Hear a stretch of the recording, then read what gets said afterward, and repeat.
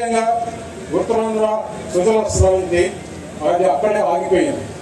ఎక్కడ కూడా ఆంధ్రప్రదేశ్లో ఈరోజు ఇరిగేషన్ ప్రాజెక్టులు ఎక్కడ వేసిన గొంగడి అక్కడే ఉన్నట్లు ప్రాజెక్టులు అక్కడే ఉన్నాయి. అవి దానికి ఏ విధంగా ముందుకు తీసుకోవాలనో నేను శ్రద్ధ తీసుకుంటానని చెప్పేసి మీకు తెలియజేస్తున్నాను.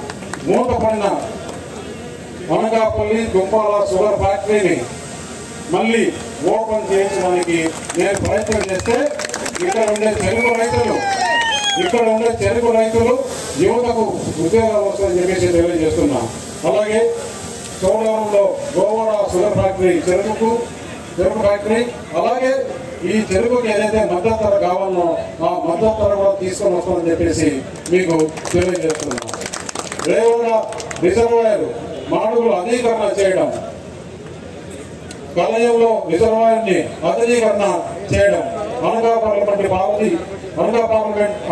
పార్లమెంట్ పరిధిలో అధ్వానమైన రోడ్లు. నేను ఈ మధ్య అనకాపల్లి నుంచి చోడవరం పోయా, ఏదో పార్టీ ప్రోగ్రాం ఉంటే దాదాపు 1.5-2 గంటలు పడిందంటే నిజంగా ఇక్కడ చేసుకునే ప్రజలు, ఇక్కడ ఉండే ప్రజలు మీరు ఎంత ఓపిక ఉన్నారంటే నిజంగా మీరు దేవుళ్ళు. ఇదే వేరే ప్రాంతంలో అయితే ఆ ప్రజాప్రతినిధిని ఆ మినిస్టర్ని ఇంట్లో నుంచి కూడా బయటకు రానివారు. ఈ రోడ్ల పరిస్థితి, ఇన్ఫ్రాస్ట్రక్చర్ ఏదైతే ఉన్నాయో అది ఈ కూటమి ఏదైతే ఉందో ఈ కూటమి అధికారంలోకి వస్తే వెంబడే ఈ ఇటు పక్క ఉండే రోడ్లు, ఇన్ఫ్రాస్ట్రక్చర్ అన్ని కూడా డెవలప్ చేస్తామని చెప్పేసి మీకు హామీ ఇస్తున్నాము. అట్లే గోవాడ మరియు తుంపాల షుగర్ ఫ్యాక్టరీల ఆధునీకరణ కూడా 6 లైన్ల హైవే చేసి రోడ్డు ప్రాజెక్ట్ పనులు ప్రారంభించడానికి ఇక్కడ ముఖ్యంగా స్కిల్ డెవలప్మెంట్, ప్రతి నియోజకవర్గానికి కూడా స్కిల్ డెవలప్మెంట్ ఏర్పాటు చేసి ఉద్యోగ అవకాశాలు వచ్చే విధంగా మెరుగుపరచాలని తెలియజేద్దాం. ఎలవరం జిల్లా ఎస్సీజీలు స్థానికులకే ఎక్కువ ఉద్యోగాలు ఇచ్చేట్టుగా, అలాగే ఎలవరే కాకుండా మిగతా ప్రాంతాల్లో కూడా ఎస్సీజీ తీసుకొచ్చడానికి, అక్కడ ఉద్యోగ అవకాశాలు తీసుకొచ్చడానికి ప్రయత్నం చేస్తారని తెలియజేస్తాం. ఇక్కడ చూసాం ఈ ఉత్తరాంధ్రలో గవర్నమెంట్ వచ్చినప్పటి నుంచి ఎవరి కింద ఊడిగం చేస్తున్నారు వీళ్ళు. ఈ విజయసాయి రెడ్డి కింద, సుబ్బారెడ్డి కింద, అంటే ఈ రెండ్ల కింద ఊడిగం చేసేదానికి ఏమైనా బీసీలు ఉన్నారనుకుంటున్నారా? అదే కుదరదు. అందరికి చేసి చేస్తాం. కానీ ఈయన ఒకవేళ ఢిల్లీకి పోయినా అనుకున్నాం, ఇదే బోడి ముత్యాల నాయుడు. ఈ బోడి ముత్యాల నాయుడు ఢిల్లీకి పోతే ఏ భాషలో మాట్లాడతారండి? సబ్జెక్టు ఎవరి దగ్గరికి తీసుకుంటారు, ఎవరితో మాట్లాడుతున్నారు, మళ్ళా అటు చేసి ఇటు చేసి మళ్ళా ఈ రెండుకి పోవాలా? అది అవసరం మన అనకాపల్లి కాన్స్టిట్యున్సీ వాసులకి. వాళ్ళ దగ్గర బానిసంగా బతకము, అవసరం లేదు. వాళ్ళ దగ్గర బానిసంగా బతకము.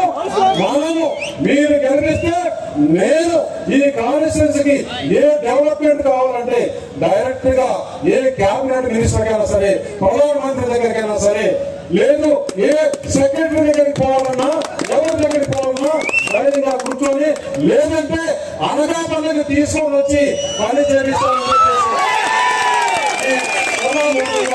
తెలియజేస్తున్నా.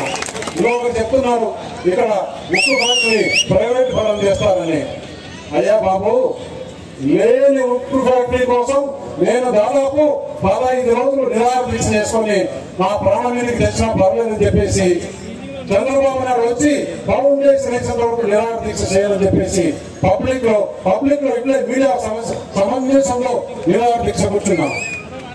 అప్పుడు ముఖ్యమంత్రి చంద్రబాబు నాయుడు గారు వచ్చి ఫౌండేషన్ వేస్తే 1-2 నెలల్లో ఎలక్షన్ వచ్చాయి. నాకు ఎక్కడ పేరు వస్తుందండి, ఈ ముఖ్యమంత్రి జగన్మోహన్ రెడ్డి దాని ఇంతవరకు ముందుకు తీసుకోవాలా. ముఖ్యంగా స్కిల్ డెవలప్మెంట్ లేదు. ప్రతి నియోజకవర్గానికి కూడా స్కిల్ డెవలప్మెంట్ ఏర్పాటు చేసేసి ఉద్యోగ అవకాశాలు యావత్ ప్రపంచంలో వచ్చే విధంగా మెరుగుపరుస్తామని చెప్పేసి తెలియజేస్తున్నాము. ఎలమంచిలో ఉన్న ఎస్సీజెడ్ స్థానికులకే ఎక్కువ ఉద్యోగాలు ఇచ్చేదిగా, అలాగే ఎలమంచిలే కాకుండా మిగతా ప్రాంతాల్లో కూడా ఎస్సీజెడ్ తీసుకొచ్చడానికి అక్కడ ఉద్యోగ అవకాశాలు తీసుకొచ్చడానికి ప్రయత్నం చేస్తున్నానని తెలియజేస్తున్నా. ఇప్పుడు నేను చేసే పనులు మీకు చెప్పా. ఏదైతే ఇక్కడ కొంతమంది అప్పుడే చెప్తున్నారు, ఈయన లోకల్ కాదు బయట నుంచి వచ్చినాడని. నేను ఒకటే మీకు అందరికి చెప్తున్నా, ఇక్కడ ఈ ప్రాంతానికి అభివృద్ధి చేయాలంటే నేను చేయగలనా, ఈ బూడి ముత్యంలా చేయగలనా అని మీరు ఒకసారి ఇక్కడ దాదాపు అతను డిప్యూటీ సీఎంగా ఉన్నాడు, పంచాయతీరాజ్ మినిస్టర్ గా ఉన్నాడు.